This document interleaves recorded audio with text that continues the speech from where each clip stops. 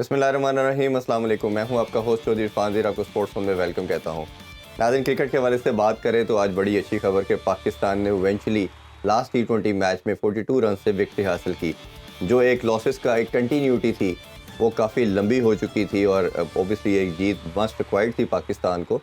तो अल्लाह ने अच्छा खबर मिली हमें आज संडे के दिन के पाकिस्तान ने विक्ट्री अपने नाम की। इस पर डिस्कशन करते हैं। डिस्कशन के लिए मेरे साथ स्टूडियो में आज ये मौजूद है ज़ार बाजवा। अस्सलाम वालेकुम जी। वालेकुम सलाम। कैसे हैं जी? ठीक ठाक है आप कैसे हैं? जी? अल्हम्दुलिल्लाह जी। और हमें फ़ोन लाइन पे ज्वाइन कर रहे हैं फॉर्मर हमारे टेस्ट क्रिकेटर और चेयरमैन पीसीबी और हम सबके पाकिस्तान की जान, दिलों के राजा रमीज़ हसन राजा। अस्सलाम वालेकुम रमीज़ भाई। जनाबे वाला वाली बहुत शुक्रिया आपके टाइम का रमीज़ भाई। क्रिकेट की बात करें तो बड़ी एक लंबी हमें डिफीट का एक कंटिन्यूटी थी और आज अल्लाह ने किया कि वो जिंक्स टूटी और पाकिस्तान ने विक्ट्री हासिल की। ओवरऑल आप कैसे समराइज़ करेंगे आज की परफॉर्मेंस को और आपके ख्याल में आज ऐसा क्या बेहतर किया? बॉलिंग तो चले हम देख रहे हैं कि थोड़ी बेहतर थी, हमने 92 पे कर्टेल किया, बट आपकी नज़र में क्या ऐसे बेहतर चीज़ें की पाकिस्तान ने जो विक्ट्री मिल सकी उनको?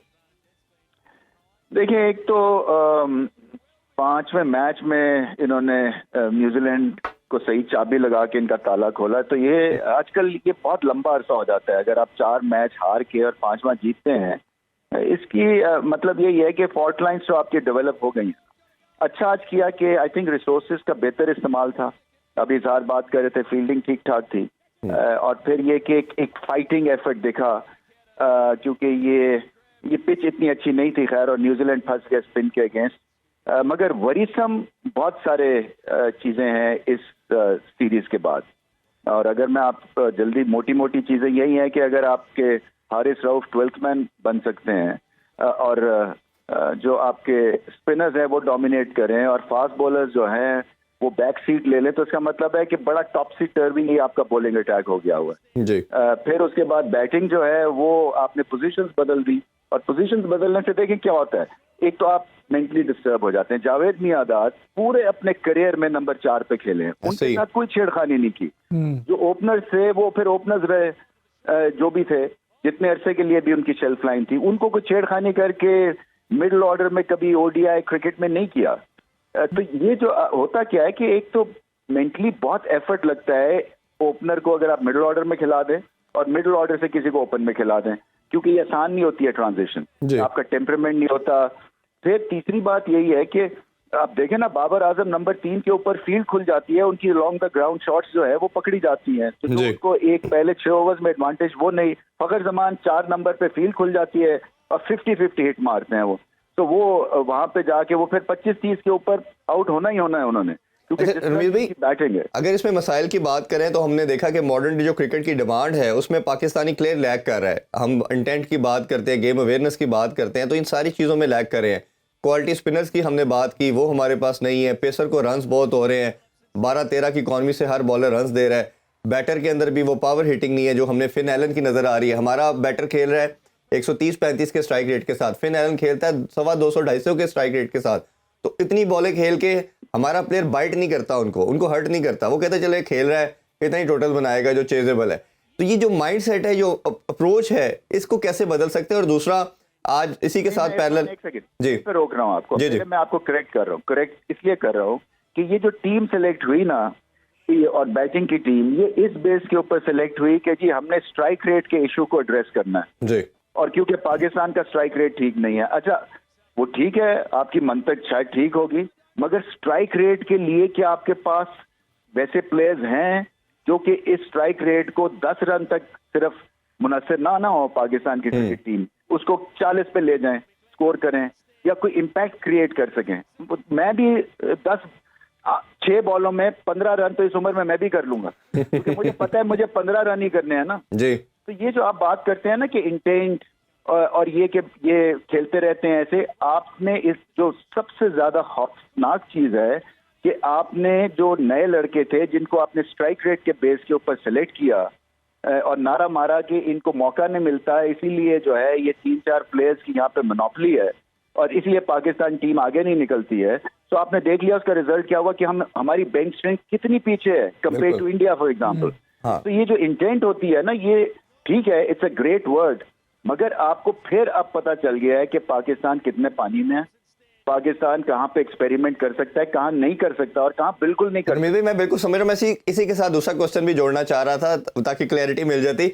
दूसरा यही क्वेश्चन था कि क्या आप सारे यंगस्टर को चांस दे देते? 4-0 तो आपको पड़ ही चुका था, तो आप एक दफा ये एक दफा डन एंड डस्टेड कर देते कि जी ये देखें हम यंगस्टर के साथ गए, पुराने उस तरह नहीं कर पा रहे। और दूसरी इसी के साथ मोहम्मद हफीज की स्टेटमेंट आज आपने भी देखी होगी आई एम श्योर कि मैं काफ़ी चीज़ों को रिवील करूंगा, काफ़ी चीज़ें इस तरह की हो चुकी हैं, मैं आके बताऊंगा क्या हो रहा था इन एंड आउट। और फ्राइडे को वो प्रेस कॉन्फ्रेंस भी कर रहे हैं। इस हवाले से आप क्या कहना चाहेंगे? देखिए, ये एक अजीब सी बात है कि जब भी मुझे जो एटलीस्ट फीलिंग ये हुई है कि जब भी हम हारते थे तो हम फतह मना रहे थे। मैंने ये आज तक नहीं देखा है कि हारने के बाद आप कहें कि हमारे गेंस हमें मिल रहे हैं, हमारी जो है ना उस चीज के ऊपर भी पर्दा उठ गया है। अब हमें पता चल रहा है कि कितने पानी में हम ये और क्या हम गलतियां कर रहे हैं और गलतियों से ही हम सीखेंगे। मैंने कभी डिफीट को ग्लोरीफाई होते हुए, ये ऑस्ट्रेलिया से शुरू हुआ है काम जी, यहाँ तक ये चल रहा है। तो पहले तो आपको स्पेड कॉल करना है ना, और आप जब हारते हैं तो इसकी वजूहात होती हैं। आप एक्सपेरिमेंट करें 100 बिस्मिल्लाह, मगर आप फिर उसके साथ हार एक्सेप्ट ना करें। फिर आप कोर को ना छेड़े। देखिए, जब भी टीम सिलेक्ट होती है ना तो उसके कोर प्लेयर्स बेस बनते हैं और वो कभी भी नहीं छेड़े जाते। For example Shah Afridi 12th man नहीं आप बना सकते हैं, बाबर आजम और रिजवान को 12th मैन नहीं बना सकते, क्योंकि एक बैटिंग प्लेयर है और एक बॉलिंग में करता है। तो आपका एक कोर बन गया ना, उसके इर्द गिर्द आप एक्सपेरिमेंट करें। वो एक्सपेरिमेंट में क्या किया कि आपने वो प्लेयर्स को आपने सिलेक्ट किया हुआ है जिनमें पता है कि अभी बहुत कसर है। निहारी जब पकती है ना तो निहारी कई दफा 2 दिन लेती है। तो आपने जो है ना वो T20 नहारी बनाने की कोशिश की है कि जी मैंने अभी हांडी चढ़ाई है और आधे घंटे में सर्व हो जाएगी। ऐसा नहीं होता। अच्छा सर, हफीज की मुझे नहीं पता हफीज की क्या स्टेटमेंट आनी है, उसके ऊपर मैं क्या बात करूं। अच्छा सर, बात की थी कि जी कैप्टनसी के हवाले से कि शाहीन को मौका देना चाहिए, उन्होंने PSL जिताई है लाहौर कलंदर्स को, तो इस सीरीज में आप उनकी कैप्टनसी को कैसे देखते हैं? क्या डिसीजन मेकिंग और उनकी tactical awareness as a captain? देखो इज़हार, ये जो कप्तानी है ना, ये इतनी स्ट्रेट फॉरवर्ड गेम नहीं। हालांकि T20 की कप्तानी बहुत आसान है कंपेयर टू टेस्ट मैच की कप्तानी या ODI की कप्तानी। देखो 50 ओवर्स में ना आपकी कप्तानी लड़ती है, ये आपके सेट एक फॉर्मूला होता है। ये अगर आप ब्रेंडन मैकलम को भी कप्तान बनाएंगे ना, उसे पता है कि पहले 6 ओवर्स में मेरे पास कौन से इंस्ट्रूमेंट्स है, मिडिल फेज में कौन अच्छा खेलेगा, आखिरी के फेज के ऊपर मुझे कौन सी बॉलिंग जो है वो सही यॉर्कर्स या वाइड यॉर्कर्स या स्लोअर बॉल या अच्छी तेज बॉलिंग करती है। तो ये एक सेट फॉर्मूला होता है। तो मगर ये सब जानने के बावजूद और इतनी आपने यानी कि 2 सीजन कप्तानी के किए हैं ना, तो इससे पता क्या चला कि फ्रेंचाइज कप्तानी एक दूसरी तरह की होती है, इंटरनेशनल कप्तानी और चीजें डिमांड करती है, क्योंकि यहाँ पे कोई वीक लिंक नहीं होता ऑपोजिशन के पास। आपको फ्रेंचाइज में क्रिकेट में वीक लिंक्स मिलते हैं। 4 अच्छे प्लेयर्स हैं तो 4 जो है ना वो पैसेंजर भी होते हैं, तो वो आपके जो अच्छा काम है ना वो उसको बहुत अच्छा बना देते हैं। अरविंद भाई तो ये देखना है ना इंग्रेडिएंट्स क्या है कप्तान में, उसकी क्या है, उसके DNA में कप्तानी देखे ना। अगर मैं एक्टिव हूँ और मैं पैशनेट हूँ, that doesn't make anyone a great captain. Captain बनता है रिजल्ट से, कैप्टन बनता है स्ट्रैटेजी से। कैप्टन जो है इतनी खतरनाक तरह से ये उन्होंने बिगिनिंग की है कि एक्सपेरिमेंटल मोड में चले गए। हालांकि नए कप्तान को सॉलिडिटी चाहिए और जीत चाहिए कॉन्फिडेंस हासिल करने के लिए। अच्छा रमीज भाई, ये जैसा एक वो हमने टर्बुलेंस की बात करते हैं, हमने 1.5-2 साल में 5 चेयरमैन चेंज हो गए, 5वां भी अब मोस्ट लाइकली आ जाएगा, और ज़का अशरफ का अब स्टेप डाउन करना। मेरा मानना ये है, मैंने अक्सर ये बात की कि अगर आपके उन्होंने कहा मौक़िफ़ कह लिया कि बेख्तियार जो चेयरमैन है मैं उस तरह से काम नहीं कर सकता, तो बेख्तियार तो आप तब भी थे जब आप वर्ल्ड कप पाकिस्तान खेल रही थी टीम, जब एशिया कप खेल रही थी, ऑस्ट्रेलिया खेल रही थी, न्यूजीलैंड खेल रही थी, जब सारे फॉरेन ट्रिप्स हो चुके, आप भी सब जगहों से हो के आ गए, फिर उनका रिजाइन क्यों बना? तो ये अकाउंटेबिलिटी का सिस्टम जब तक नहीं होगा टॉप से बॉटम तक, ये किस तरह सिस्टम ठीक होगा? और इनके स्टेप डाउन करने के बाद अब आगे आप क्या वे फॉरवर्ड देखते हैं? देखिए, हम सबको पता है जो इस सर्किट में है इरफान के, ये जो पोजीशन है ना ये बड़ी क्रिटिकल पोजीशन है। ये क्रिकेट को गवर्न करना जो है ना, ये ऐसे नहीं है कि वन फाइन डे मैं उठता हूँ, मैं एक मेरा मूड स्विंग होती है और मैं किसी को एम्प्लॉय और हेड बना देता हूँ क्रिकेट का। ये क्रिकेट जो है ना ये उससे ज्यादा सीरियस मैटर है। और मैं ये समझता हूँ जो इसका एक डाउनवर्ड स्पाइरल जो गेम फंसी है वो नजम सेठी ने शुरू की, जहाँ पे आके उन्होंने टीम को ना हिलाने की कोशिश कर दी बिला वजह। और उसकी बड़ी आपको वजह सामने ये आई कि जी वो प्लेयर पावर जो है उनको किसी ने कान में कह दिया या उनके ज़हन में होगा कि यार मेरे ख्याल से ये ठीक नहीं है, बाबर रिजवान ये जो है ना यही बस खेलते हैं, बाकी लड़कों को ये आने नहीं देते हैं, तो चलो जी हम एक नई टीम बना के शारजा भिजवाते हैं, वहाँ 3-0 पिट के आ गए अफगानिस्तान से। अच्छा वो कॉन्फिडेंस अब शटर हुआ, सोशल मीडिया पीछे पड़ गया, फैंस पीछे पड़ गए, तो नहीं सॉरी बाबर आजम को हम फिर से रिस्टोर कर रहे हैं। अच्छा वो क्या था, वो टर्बुलेंस तो वहां से क्रिएट हुई है ना, उसके बाद ये आ गए, इन्होंने आके और अजीबो गरीब किस्म की, मतलब अपने इर्द गिर्द जो है ना ये 2-4 क्रिकेटर्स लग गए, उनकी बातें सुननी शुरू हो गई, अपनी कोई इनकी फहम नहीं है क्रिकेट का जी। और इनका कसूर नहीं है। देखे ना आप 80, मुझे किसी ने बताया जी 80 भर्तियां कर दी उन्होंने, मैं इनसे 90+ अपनी अग्नि शुगर मिल में ये 80 भर्तियां ऐसे कर सकते हैं कभी? कभी ऐसे बिला वजह with in a span of 2-3 months आप 90 लोगों को भर्ती कर सकते हैं? सवाल ही पैदा नहीं होता। और इसको जो क्रिकेट का बिजनेस है ना, ये आपके दिल का बिजनेस है, ये पैशन का बिजनेस है, ये अपने आपको ऐसे रन करना है जैसे आप घर को रन करते हैं। ये आप इसमें हार्ड हार्ट जो जिसको कहते हैं ना कि कोल्ड हार्टेड, और एक तरह से ऐसी अप्रोच के जी चलो जी उन्होंने भी ऐसी कर देने लाना, उसको भी लगा देते हैं, उसको भी लगा देते हैं। तो इस तरह से क्रिकेट नहीं रन होती है ना, कैसे नहीं हो सकती? आप टूर करके जहाज में बैठ के आईसीसी मीटिंग में तो चले गए, आपकी कंट्रीब्यूशन क्या है वहां पे क्रिकेट के ऊपर, क्या आपने बात की? अच्छा रमीज भाई इसमें गिनवा रहे थे अपनी जो चैंपियनशिप जो बने हैं ये जो चैंपियंस के जी, इंडिया जो है इंडियन एक डेलीगेट पाकिस्तान आ गया, ये मतलब अगर लेवल ये है कि जी ये मेरी मैसिव एक विक्ट्री है तो फिर अल्लाह ही हाफ़िज़ है क्रिकेट। हाँ अच्छा रमीज भाई इसमें एक जो सबसे बड़ी जो हमारे ज़राए थे, इनको एक जो न्यूज़ पहले आ रही थी कि शायद इनको डर था कि कहीं आईसीसी पाकिस्तान की आपको पता रुकनीत कैंसिल ना कर दे, जिस तरह उन्होंने श्रीलंका बोर्ड को किया। एक तो ये फैक्टर था और दूसरा अभी एमसीसी की एक मीटिंग भी होने जा रही है, उसमें आप भी पाकिस्तान को रिप्रेजेंट करेंगे, उस हवाले से अगर आप कुछ शेयर करें। फैक्टर नहीं है, कोई ऐसी ज़हन में चीज नहीं थी, ये बाय हुक और क्रुक जो है ना आके और लटकना चाहते हैं। ये मतलब है कुर्सी को ना ये गोंद की तरह चिपकना चाहते हैं, क्योंकि मुझे नहीं समझ आती कि अगर आपको मुझे अब शुगर बिजनेस का पता नहीं है तो मैं पागलों की तरह वहां जाके उसको हेड करने की कोशिश करूंगा, या एप्टमा में जाके मैं चेयरमैनशिप के लिए अर्जियां डालनी शुरू कर दूंगा और पॉलिटिक्स करूंगा। नहीं करना चाहिए ऐसे। मुझे समझ नहीं आती है कि इनको क्या ये इस गेम से क्या इस तरह की मोहब्बत है, या ये क्या अपने आप को इनको गलत फहमी है नजम सेठी और इन दोनों को, कि ये समझते हैं कि इनके बगैर क्रिकेट रन नहीं हो सकती है।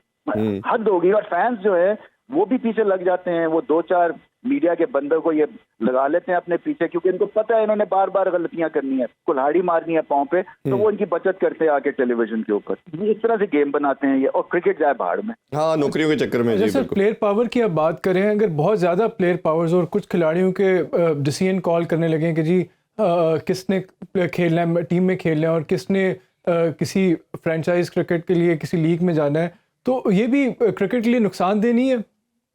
बिल्कुल है। ये देखे ना, मुझे तो ये भी होता है कि इनको जो तोहफे तोहफे भी देते हैं फ्रेंचाइज, वो भी एक नजर होनी चाहिए पीसीबी की। मतलब मेरा ये है कि किसी तरह से किसी वक्त भी, क्योंकि जैसे ही एडमिनिस्ट्रेशन कमजोर होती है at the cricket level, board level, तो एक वैक्यूम क्रिएट होता है। जब वैक्यूम क्रिएट होता है तो फिर सेफ्टी नेट की तरफ प्लेयर्स देखते हैं, और सेफ्टी नेट जो है उनको प्रोवाइड करती हैं ये फ्रेंचाइज लीग, और फिर वहां पे भागते हैं, फिर उनसे ताल्लुकात बनाते हैं, फिर वो जो मर्जी डिटरमिन कर सकते हैं प्लेयर्स के बिहाफ के ऊपर, और प्लेयर्स भी गर्विदा हो जाते हैं उनके। तो ये बड़ी एक डेंजरस साइकिल है।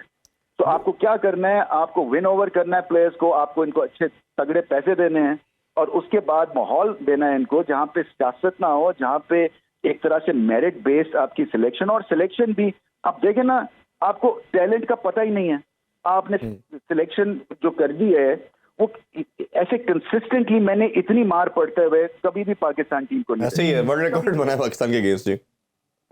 अच्छा रमीज भाई, एक मैंने इससे पहले पूछा कि अभी 1 जुलाई में मीटिंग होने जा रही है एमसीसी की, और ओबियसली पाकिस्तान को आप रिप्रेजेंट करेंगे। उनका एजेंडा ओबियसली यही है कि क्रिकेट को किस तरह सेफ करना है, सेफ गार्ड करना है, और इसके कनेक्शन के हवाले से, इस हवाले से आप प्लीज कुछ शेयर करना चाहें। देखिए ये इरफान, ये एक तो मैं यही सोच रहा था कि क्यों पिक किया मुझे, इसलिए कि मैं जब मीटिंग्स में जाता हूं तो मैं उनको आउटरेजियस किस्म के लेफ्ट फील्ड के आइडियाज देता हूं, और मैं एक डिबेट क्रिएट करने की कोशिश करता हूं, जो कि एक डेविल्स एडवोकेट प्ले करता हूं कि क्यों नहीं हम विंडो टेस्ट क्रिकेट की 2 महीने की दे सकते हैं, वर्ल्ड टेस्ट चैंपियनशिप की। वो हमें 1-1.5 साल के बाद रिजल्ट मिलता है। तो इसके ऊपर फिर डिबेट होती है, या इसी तरह से लॉस के ऊपर होती है। अब मुझे तो अभी पता चला है कि अगर डबल आपका हो जाए ये जो सुपर ओवर, तो उसमें वो बॉलर बॉल नहीं कर सकता जिसने लास्ट ओवर किया हो। ये अजीबो गरीब से रूल है ना ये। मतलब एक क्रिकेट में आप एक्सीलेंस लाने के बजाय आप एक्सीलेंस को 12th मैन बना देते हैं थ्रू सच लॉज। लॉज की कमेटी भी है एमसीसी की, तो इसमें इकोनॉमिक्स डिस्कस होगी, इसमें स्पीकर्स में अच्छे अच्छे लोग इन्होंने बुलाए हुए हैं। तो मैं समझता हूँ कि मौका है, और ये मैं पाकिस्तान की रिप्रेजेंटेशन नहीं है, ये एक तरह से वर्ल्ड लेवल के ऊपर वो देखते हैं कि कौन से प्लेयर्स जो है या एक्स प्लेयर्स जो कि क्रिकेट के ऊपर एक ओपिनियन रखते हैं, बिल्कुल ठीक है, उसको फिर वो आगे लेके आ रहे हैं दुनिया के ऊपर। मेरे ख्याल से ग्रेट फोरम है, ये बहुत ही अच्छी बात है। ये पाकिस्तान में भी ऐसी चीजें होनी चाहिए। सर क्या ऐसे एक लकीर के फकीर है, तो सर क्या ऐसे आइडियाज हैं जो आप उधर जाके डिस्कस करेंगे क्रिकेट की बेहतरी के लिए, इसको रिजुवनेट करने के लिए, इसको और एक्सटेंड करने के लिए इसकी रीच की? तो है ऐसे कुछ सर आइडियाज जो आपने सोचे हैं? सर अभी तो नहीं, अभी तो कल परसों ही मुझे ये आया है, इसकी तो प्रिपरेशन होती है, बट मुझे पता है फेयर आइडिया है। इकोनॉमिक्स में तो देखो ना, आपके टीयर्स बन गए हुए हैं। एक टॉप टीयर है 4-5 टीम्स का पाकिस्तान, एक लोअर टीयर में आ गई हुई है। फिर टेस्ट क्रिकेट के ऊपर जो है वो कोई जो लोअर टीयर की जो बोर्ड्स है या टीम तो खेलना ही नहीं चाहते हैं। वो कहते हैं जी ये बिकता नहीं है। सो इसको बिकने के लिए जो है इकोनॉमिक्स का मॉडल सेट करना है ना।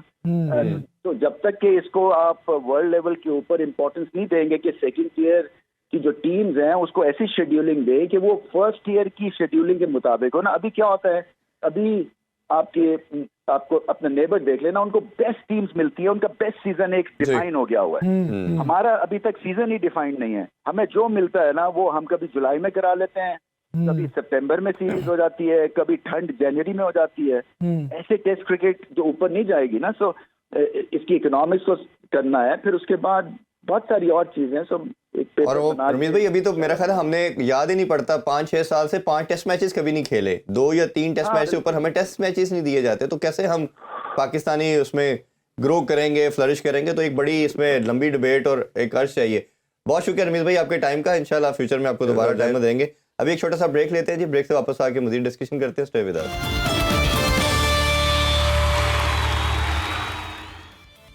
Welcome back in sports. हम बात कर रहे थे पाकिस्तान वर्सेस न्यूजीलैंड सीरीज के हवाले से। हमें अभी फोन लाइन पे ज्वाइन कर रहे हैं सीनियर स्पोर्ट्स एनालिस्ट माजिद भट्टी साहब। अस्सलाम वालेकुम माजिद भाई। जी वालेकुम सलाम। बहुत शुक्रिया सर आपके टाइम का। अच्छा माजिद भाई, अगर पाकिस्तानी क्रिकेट की बात करें, जो टर्बुलेंस, जो प्रॉब्लम देखना शुरू कर रहे हैं वो लास्ट ऑलमोस्ट हम 4-5 मंथ से देख रहे हैं। एशिया कप से ये कंटिन्यूटी शुरू होती है, वर्ल्ड कप, और उसके बाद ऑस्ट्रेलिया की टेस्ट सीरीज और अभी T20 सीरीज। मैं सबसे पहले ज़का अशरफ के हवाले से मैं बात करना चाहूँगा। उन्होंने स्टेप डाउन किया अपने ओहदे से और कहा कि बेख्तियार चेयरमैन के तौर पे मुझे काम करने की ज़रूरत नहीं है। अब पॉइंट ये है कि बेख्तियार तो पहले दिन से थे और आप मैनेजमेंट कमेटी के चेयरमैन थे और आपने इलेक्शन करवाने थे और 4 को उनकी डेट थी इलेक्शन करवाने के लिहाज से, टेन्योर ख़त्म हो रहा था। इस हवाले से सर कैसे देखते हैं और फ्यूचर क्या अब इसका नज़र आ रहा है, कौन बनने जा रहा है एज ए चेयरमैन? देखें, ज़का साहब से पहले नजम सेठी साहब को भी यही टास्क मिला था। इत्तेफाक से वो भी इलेक्शन नहीं करवा सके और फाइनली उन्होंने भी रिजाइन कर दिया। फिर ज़का साहब कहते रहे कि जी मेरे पास इख्तियारात नहीं है, लेकिन इख्तियारात ना होने के बावजूद उन्होंने जिस बड़े पैमाने पर इस मुख्तसर मुद्दत में अपॉइंटमेंट्स किए, वो मेरा ख्याल उसकी भी नज़ीर नहीं मिलती जी। फिर पाकिस्तान में हमने फॉरेन कोचेस के साथ जिस तरह किया है, फिर फॉरेन कोचेस ने पीसीबी की अथॉरिटी चैलेंज की। हमने मिकी आर्थर, ग्रांट ब्रैडबर्न और जो प्यूटिक थे उनको कहा कि जी आप नेशनल क्रिकेट एकेडमी जाए, हमने नया डायरेक्टर बना लिया, नए कोचेस रख लिए। फॉरेन कोचेस बजाय ये कि अपने एम्प्लॉय जो थे उनकी बात मान के एकेडमी जाते, वो अपने घर चले गए। फाइनली उन्होंने पीसीबी की बात नहीं मानी और उन्होंने अलग अलग टीमें ज्वाइन कर ली। प्यूटिक अफगानिस्तान चले गए, मिकी आर्थर डार्बिशायर काउंटी के साथ वाबस्ता थे और इसी तरह ब्रैडबर्न गिलमॉर्गन काउंटी में चले गए। बेसिकली ज़का साहब खुद बहुत नफीस इंसान है, लेकिन उनकी मैनेजमेंट बहुत वीक रही। उन्होंने जो फैसले किए, इत्तेफाक से ज्यादातर फैसले बैकफायर कर गए। उन्होंने जो टीम बनाई पीसीबी में, वो भी कोई इतनी काबिल लोगों पर मुश्तमिल टीम नहीं थी। अब मोहम्मद हफीज की आप बात ले लें ना, मोहम्मद हफीज को आपने डायरेक्टर बनाया, लेकिन पिछले महीने की दिसंबर की 15 तारीख से मोहम्मद हफीज का कॉन्ट्रैक्ट एक्सपायर कर गया, अब वो बगैर तनख्वाह के काम कर रहे थे, पता नहीं उनको पैसे मिलेंगे नहीं मिलेंगे। तो लिहाजा मेरा ख्याल में ज़का साहब का दौर, विद ऑल ड्यू रिस्पेक्ट, मेरा कोई उनसे इतना मसला नहीं रहा, लेकिन उन्होंने कोई ऐसा काम नहीं किया जिसकी वजह से लोग उनको याद करें।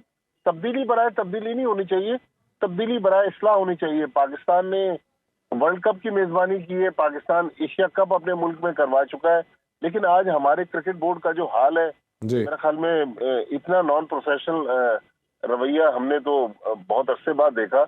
ये देखिए पाकिस्तान क्रिकेट के लिए नुकसानदेह है, अब वो रिफ्लेक्शन सारे पाकिस्तान टीम पर भी आना शुरू हो गए। बिल्कुल ऐसे ही। अच्छा, ये माजिद भाई, ये देखे 17 का स्क्वाड के साथ एडिशनल लोग जा रहे हैं, बॉलिंग कोच है, फिजियो है, बड़ी लंबी लिस्ट है। फिर इसके साथ साथ अपॉइंटमेंट्स की, जिस तरह आपने भी बात की, बड़ी ज़्यादा अपॉइंटमेंट्स भी कर दी गई। और अभी जो नए चेयरमैन की बात करें तो मोइन खान को भी बुलाया गया इस्लामाबाद, नदीम उमर साहब का भी नाम आ रहा है, हावर साहब का भी आ रहा है। तो आपके ख्याल में कौन सा कैंडिडेट हो सकता है इसमें?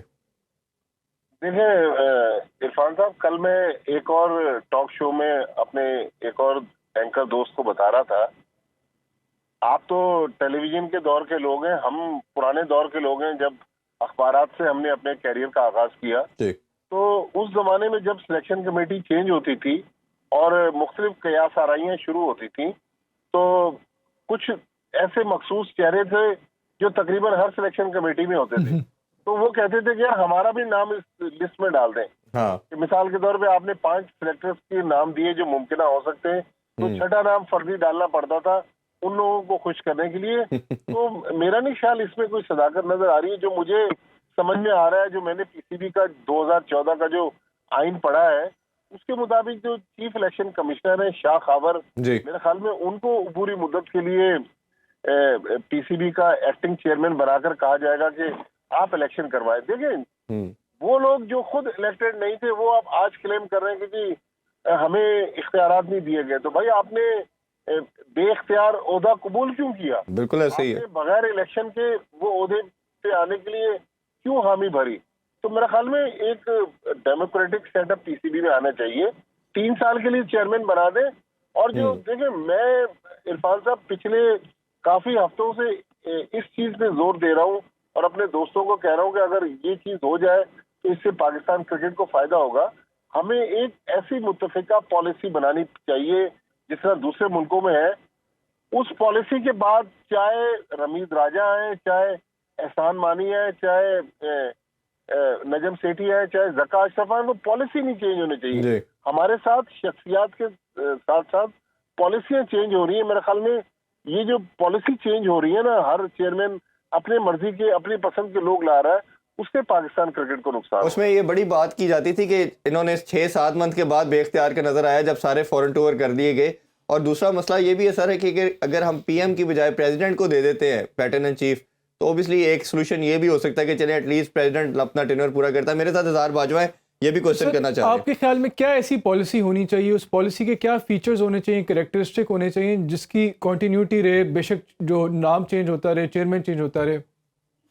देखिए बाजवा साहब, पॉलिसी से मेरी मुराद ये है कि जिस तरह कोचेज हैं, देखिए दुनिया में कोई ऐसी टीम नहीं है जिसमें कोच आते ही टीम को तब्दील कर दे। हर कोच को टाइम मिलता है। अब जिस तरह इरफान ज़हीर साहब है, माशाल्लाह बड़ा जबरदस्त शो कर रहे हैं, या हम जो प्रोग्राम करते हैं, हमने भी ओवरनाइट इतनी परफेक्शन नहीं है। जिस तरह आप काम करते हैं, तो मेरे ख्याल में जो भी डिसीजन पीसीबी में लिए जाते हैं, जो पीसीबी के कानून में आइन में लिखा हुआ है कि मिसाल के तौर पे कोचेस को रखना है, जब पीसीबी में अफसरान की जरूरी है, मैनेजर हम हर सीरीज में 2 सीरीज बाद नया मैनेजर देख लेते हैं। कोई ऐसी पॉलिसी हो जो लॉन्ग टर्म पॉलिसी हो। हमारे यहाँ जो शॉर्ट टर्म गोल है, रमीज राजा साहब आए, उन्होंने आते ही मिसबा और वकार यूनुस को हटा दिया। नजम सेठी साहब, उन्होंने अपने कोचेस लेकर आ गए। ज़का साहब ने वर्ल्ड कप के बाद तकरीबन 14 कोचिंग स्टाफ के लोग थे जिनको तब्दील कर दिया। तो मेरे ख्याल में ये चीज नहीं होनी चाहिए कि चेयरमैन के साथ साथ जो टीम मैनेजमेंट चेंज कर दी जाती है, कप्तान पे नजला गिरता है। एक ऐसी पॉलिसी हो जो वाकई क्रिकेटिंग पॉलिसी हो, जिससे क्रिकेट को फायदा हो, जरूरी हो तो तब्दील करें, अदरवाइज तब्दीली बराए तब्दीली होना, ये मेरे ख्याल में पाकिस्तान क्रिकेट के लिए बहुत नुकसानदेह। बिल्कुल, जैसे माजिद भाई याद होगा मिकी आर्थर को जब नजम सेठी साहब ने कन्विंस किया तो वो ओहदा एक्सेप्ट नहीं कर रहे थे। उन्होंने कहा था एक ही करूंगा जब मुझे दोनों डेजिग्नेशन दिए जाएंगे। और आप ये देख लें कि उन्होंने डर्बीशायर भी रखा, इधर डायरेक्टर भी बने, और लोग तब बहुत बात करते थे कि 2 सैलरियां ले रहा है, 2 जगह जॉब कैसे हो सकता है। तो जब आपके कंट्री के अंदर अनसर्टन इतनी चीज़ें होंगी तो कौन आने को तैयार होगा, ये फ्यूचर में बहुत प्रॉब्लम आएगा। अच्छा, थोड़ा सा अभी करंट क्रिकेट के हवाले से बात कर लेते हैं।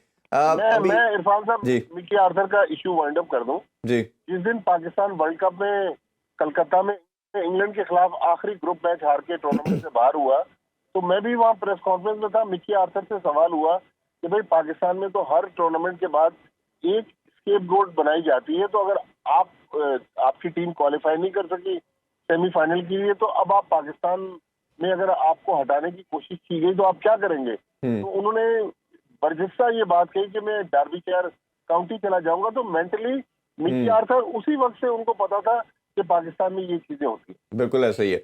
अच्छा, कोई क्रिकेट के बारे से बात करें तो एक जिस तरह मैंने शुरू में कहा कि बड़ी ज़्यादा हमने 5-6 मंथ में हमने डिफीट पाकिस्तान के साइड पे आई, इसकी कंटिन्यूटी और आज का मैच जीतना आप क्या समझते हैं? मॉडर्न डे क्रिकेट को हम कम्पीट नहीं कर पा रहे, जिसमें ख़ास तौर पे ऑस्ट्रेलिया, इंडिया की बात करें, साउथ अफ्रीका, न्यूजीलैंड क्रिकेट खेल रही है, या हम बात करते हैं कि उनके बैटर जो हैं वो 225 से 30 के स्ट्राइक रेट पे खेलते हैं, हमारा 130-40 के स्ट्राइक रेट पे खेलता है। यंगस्टर को या तो हम चांस नहीं देते हैं तो उनको ऐसे नंबर्स पे दिया जाता है जो उनके नंबर नहीं है। चाहे साहबजादा फरहान की बात कर लें, फ़खर को भी इवन आप देख लें कि 4 पे खिलाया जा रहा है। बॉलर्स की बात करते हैं तो बॉलर हमारी नंबर 1 बॉलिंग लाइनअप थी सर, अब हमें लगता है कि शायद किसी को बॉलिंग करानी नहीं आती। तो ये जो सारा डिज़ास्टर आपने देखा और आज की विक्ट्री के बाद आपको लगता है कि ये तूफान जो थम गया, या अभी आपको लगेगा जिस तरह मोहम्मद हफीज़ ने भी कह दिया कि वो वापस आके फ्राइडे को प्रेस कॉन्फ्रेंस करेंगे और ये सारी चीज़ों को एक्सपोज करेंगे? देखिए इरफान भाई, जो हमारी क्रिकेट का खासा रहा है, जिसने हमारा भरम रखा हुआ था, वो हमारी बॉलिंग लाइनअप थी। जी मैं थोड़ा सा आपको पीछे ले जाऊंगा, 4-5-6 महीने पहले एशिया कप में एक पाकिस्तान इंडिया का मैच था पाले किले में, जी जो मैच बाद में बारिश की नजर हो गया। उस मैच में ऊपर से शाहीन शाह अफरीदी ने विकेट ली, वो मैच बारिश की नजर हो गया। उसके बाद आप देखें पाकिस्तान टीम मुसलसल अपनी खराब बॉलिंग की वजह से एशिया कप में भी हारी, जी वर्ल्ड कप में हम अफगानिस्तान जैसे टीम से हार गए, फिर ऑस्ट्रेलिया में टेस्ट सीरीज हारे, अभी न्यूजीलैंड में हमें लग रहा था, लेकिन हमने इतनी खराब बॉलिंग की, 226 रन भी दिए, 224 रन भी हमने बनवाए, हमने 158 पिछले मैच में बनाया, आज डिफेंड नहीं किया। लेकिन आज के मैच में हमारी बॉलिंग चली और हमने कम स्कोर के बावजूद अपने उस टोटल को डिफेंड किया। जी तो बेसिकली न्यूजीलैंड में जो हमारी शिकस्त की वजह थी वो हमारी खराब बॉलिंग थी। चाहे शाहीन शाह अफरीदी को देख लें, चाहे हारिस रऊफ को देख लें, इसी तरह आज के मैच से पहले उसामा मीर की भी पिटाई हुई, मोहम्मद नवाज भी अच्छी बॉलिंग नहीं कर सके। लेकिन हमारा जो असल जो बात है, जो आपने इब्तिदा में अभी कही कि दुनिया में जो क्रिकेट हो रही है हम उसको कंप्लीट नहीं कर पा रहे।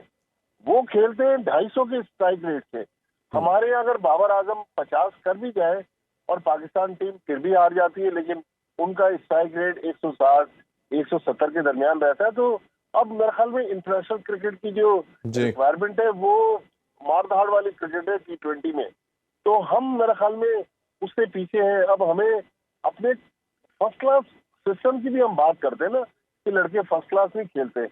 आप कराची अगर तशरीफ लाएं कल परसों, यहाँ प्रेजेंट कप के मैचेस हो रहे हैं, आप जरा डोमेस्टिक डिपार्टमेंटल क्रिकेट की हमने बहुत बात की पिछले इमरान खान के दौर में, तो डिपार्टमेंटल क्रिकेट का हाल तो देखें, किस क्वालिटी की डिपार्टमेंटल क्रिकेट हो रही है। मैं आपको नेशनल स्टेडियम का हाल बताऊं कि मैं पिछले दिनों नेशनल स्टेडियम से गाड़ी पे बाहर निकल रहा था, तो मैंने एक बंदा देखा जिसने 3-4 थर्मोस पकड़े हुए थे, चाय के, टी टाइम होने वाला था ग्राउंड में, वो ग्राउंड में दाखिल हो रहा था। तो मतलब इस कम बजट के साथ टीमें जो हैं अब डोमेस्टिक क्रिकेट में पार्टिसिपेट कर रही हैं। अब वो लेविश लाइफस्टाइल नहीं है डिपार्टमेंटल टीमों का।